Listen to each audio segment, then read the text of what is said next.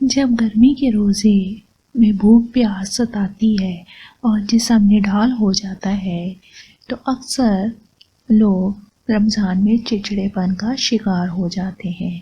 عموماً رمضان المبارک میں روزے دار نماز ظہر کے بعد سے ہی چڑچڑے پن کا شکار ہو جاتے ہیں اور یہ چڑچڑا پن نماز عصر کے بعد تو اپنے عروج پر پہنچ جاتا ہے۔ تو لیجئے رمضان میں چڑچڑے پن کا شکار ٹوٹکا لے لیں۔ اگر کسی کو بہت زیادہ غصہ آنا شروع ہو جائے تو وہ یا عزیزو یا ودودو کو کثرت سے پڑھے۔ انشاءاللہ افطاری میں مشروب کا گلاس پینے تک اس انسان کو غصہ نہیں آئے گا۔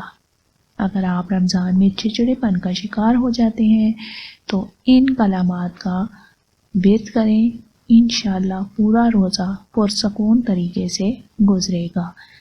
اللہ ہم سب کے روزے قبول فرمائے، آمین۔